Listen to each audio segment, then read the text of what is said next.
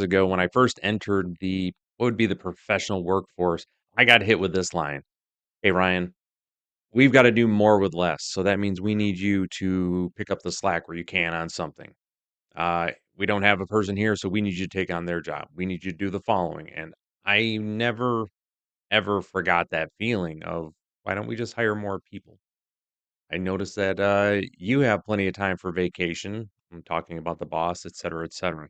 I've never forgotten that feeling ever. And it's kind of, how you get those core memories and core feelings. That's exactly where I'm at when it comes to the current mentality of what's going on in the workplace here. And I talk about it with my clients at length and length about how they need to do better. And we're going to look at an article today from Fast Company where they're talking about something called work intensification. It's like with anything, they're just coming up with new names for the same thing that we've been dealing with forever. And I'm going to share later about how I work with my clients to make sure that we don't have similar issues popping up during well, frankly, just to respect the employees. We don't want to, again, burning out employees and just treating them like they're fodder has always bothered me. So, again, for those who don't know, my name is Ryan Howe. I am a business coach that works out of West Michigan around the country. I come here live on YouTube pretty consistently every single day, sharing information I share with my clients, and I hope to earn your subscription today. So let's get into this here. Now, again, this is from fastcompany.com. Links in the description. Be sure to go check them out. So, how to battle workplace intensification? It's not just you. Work has gotten harder over the past few decades. Yeah, it's true. It's we went from a near infinite amount of employees available to now where they're not available, and management styles haven't changed. There's all this stuff that's just going on right now, and frankly, it just comes down to we expect more from our folks than frankly is possible. And we've engineered, and you'll see this in the article, we've engineered our businesses in a way that they are reducing, well, they complicate things unnecessarily as well. So you'll see this stuff here. All right. So it's not just you. Work kind of stinks right now. Yeah, that's for sure. If you're struggling to get something done because too many people were involved, right? We've all seen this, or just swaying under the weight of too many tasks in one day. Congratulations, you are experiencing work intensification. It's gnarly as trend. It's not, and that's the thing. I appreciate what we as we go through the different generations where people are re-experiencing something everyone has dealt with from time to time. The difference now, though, is with all of the technology, with all of the increases that we have, we're coming to a let's phrase it's coming to a head where we're breaking people because of how much we're asking them to do. Well, you've got this, you've got this technology, you got that technology, you've got this. Your productivity should be improving. We're at the point of limited gains right now, and frankly, we're backtracking. Now, researchers in Europe have been looking at this phenomenon for many years. They pin it down to three things happening often all at once. First, workloads are simply too heavy, too many tasks, and too little time. Every job has a version of this. This is true. The vast majority of businesses, or of, excuse me, the vast majority of jobs right now, this is the rule, right? Rather than the exception. And again, this here, you're invited to too many meetings or asked to pack too many warehouse pallets in an hour, right? Second, the work is too interdependent. It takes too many people to get any given task done. Now, this is one of my favorite lines from Jamie Dimon. He has a bunch of them over the years, but this one's great. He famously complained about a single decision needing 14 committees for approval. 14. 14. It's insane. And the last one is going to be workplaces have become emotionally challenging. Frankly, it's just emotionally challenging. Since COVID-19, rudeness towards frontline workers has increased. And let's take a second and just unpack those three for a little bit here. Starting with the one where there's too many, it's too interdependent. This is a this is a symptom that exists within the managerial class. It's something that managers do, right? We have a lack of leadership. When you have a lack of leaders and a lack of leadership, you end up with more management and managers. Managers only know how to manage. They are not there to take risks. They don't have the frankly, they don't have the ability or authority to do so. When you don't intentionally cultivate leadership and leaders within your organization, you end up with managers. Managers can only stamp a piece of paper and send it on to the next person because no one wants to be accountable for the decisions that are made. So they consistently come up with this. We got 14 committees to mitigate as much risk as possible. And this is a fundamental downfall and failing of the vast majority of businesses. When I talk to my small businesses that I work with, like, listen, you need to train your folks and then set them up for success and support them when they make decisions, not constantly have it come back to you as the owner to so that they don't to mitigate the risk on their end and on your end. You have to find an acceptable level of risk, train your folks, and help them make better decisions in line with what you would do. That's referred to as the hub and spoke model, is when every single decision is bouncing back to you, no matter where it's coming from, where you centralize this, or you need these multiple committees to have this stuff done. Okay. So that's where that piece comes into. Um, People being rude, that's just a breakdown in the overall social, as I like to say, the social contract, where you start by giving people the benefit of the doubt and you just don't berate people because and treat people poorly. You just don't do that. And that is becoming more and more prevalent, and it's not okay. And that's a cultural thing that eventually will solve itself. And I think we're starting to see some of that occur, but it can't get here soon enough, as far as I'm concerned. And then the workload's being too heavy. This is also a leadership and management issue. It's the business's fault. When they bring on new technology, they think they can just have more work onto people, and it's not the case. It doesn't work that way. There's very few instances where a new technology has come into place that has freed people up to take on more disparate tasks. Additionally, even if, let's say, like right now, I've talked about this before, where I've been able to remove, my virtual assistant, so move on from them because I've use large language models, Claude and ChatGPT to automate a lot of my work as far as going through my emails, prospects, etc.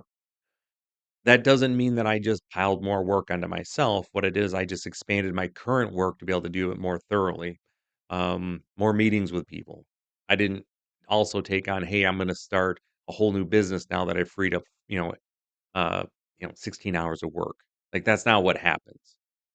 And when you look at management and managers right now, what they're doing is say, "Oh, this person, we've now freed up 4 hours of your time. Well, here's another job for you to do." When in reality, what that 4 hours should do is give that back to them so they can spend more time on their current workload. That's how, again, I coach my clients. Because bouncing from different jobs, right? If you're doing job A and it requires a certain set of skills and you move on to job B, which has an entirely different set of skills, it's difficult to do that well. It's difficult to do that successfully, and that's where we're seeing folks are getting fried, right? They're getting burned out here. Okay. All right. Now, to better understand how this issue is affecting workplaces in 2020, in April, consulting firm Anthrome Insight partnered with these folks, surveyed 1,000 workers ranging from entry level employees to C-suite levels in 5 different industries. Findings were striking. A quarter of respondents often felt overwhelmed. Over half were experiencing task overload, and over a quarter were getting whacked by bureaucracy and a lack of priorities. We know that one. Almost a third were dealing with angry coworkers, bosses, or customers. We've again seen this time and time again where folks are just they cannot control their emotions. It's not okay. Now, we talk about here is going to be burnout and their mental health, and maybe even driving the record levels of executive turnover, seeing in the CEO and CFO roles. For for anyone who's in a business that doesn't understand that piece of it and wondering like why should we worry about CFOs and CEOs turning over? Anyone at the middle, again, the lower levels, they understand this. New boss comes in, priority changes. Not everything I did was has to change, but now I've been doing this for the last 9 months. I finally got it figured out. Now we have a new boss, and now I have to shift again to something new, and now I have to shift again 9 months later and shift. That's why it's such a big deal. We wanna make sure that we have these executives are in their positions for a long time because it sucks for everyone else. And this is part of the deal here when you talk about with a small business owner. You once you make a decision, you gotta stick to it and be and run let it run for a while. Give your folks a chance to get proficient and move on. This switching back and forth stuff is killing them. Now it's here's the other part of it here. Now on the surface, it seems counterintuitive, but do more tasks, get more done, be more productive, right? And it's the middle part of that sentence. Doing more tasks does not mean getting more done. First off, the tasks are a bad idea in the first place. We spend up to 60% of our time on work about work, communication, and coordination. Now, I I coach with my clients that there's 2 levels of any work getting done. Let's say this base level here is the actual work getting done, right? We're actually doing things. That's right here. Up top, which takes up the vast majority of the time, though, is the information needed for management in the business to know if that's actually working or not. It takes up this much of it versus this much of the actual work. Think about how, all the time you have to do preparing for a meeting about a project, having the meetings on the project, calls about the project. Finally, the project happens, then you have a follow up meeting about the project, and then there's the finishing the report on the project. It's like 5 tasks to do one thing. That's what they're getting at here. And it's just not okay, right? Um, Additionally, work intensification also comes from a collapse of prioritization. And again, it erodes productivity. When everything's important, nothing's important. This happens so often in so many businesses, it just hurts my head. Is that they in an office space, they captured this correctly. This is where they have 14 different bosses, right? Or 7 different bosses that the main character had, and every time he did something wrong or something was done incorrectly, he got talked to 7 different times and had to answer to 7 different people. Now, that's one of the huge issues there where every one of them had their own priorities and he was getting pulled in a million different directions.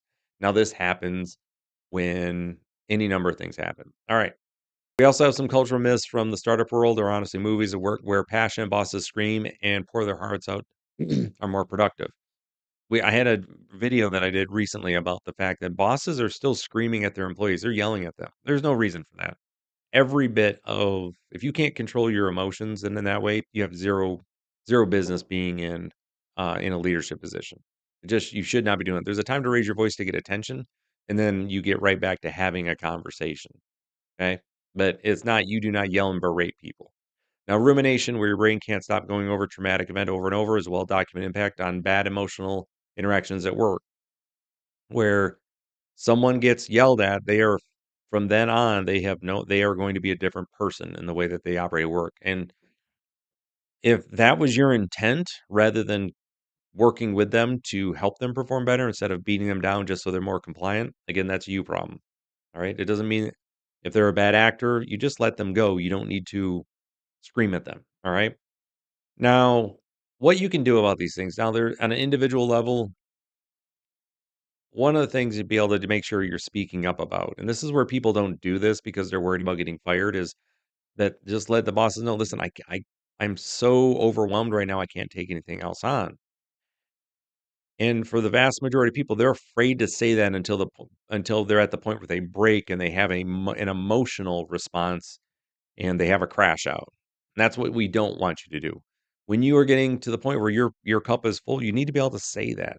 Say, listen, I'm at my limit right now. I can't do any more without messing anything else up. However, if you want me to take on this task, what do you not want me to do? And be able to trade that off, right? So you can manage the stuff that you maybe don't need to do anymore, or they can hand off to somebody else. Um, Additional one they have on here is about the teams tackling it, work intensification. Regular and clear conversations about roles, responsibilities, what's actually on everyone's plate can help mitigate the work. One of the things that we do with my clients is that we have a conversation, we have meetings, very targeted meetings, though, and they're meant to be quick, which is there's a morning meeting, which was how was yesterday? What do you need for today? And what do you need for today? And what do you need for tomorrow? And it's a meant to just like, "Hey, what's everybody kinda got going on here?"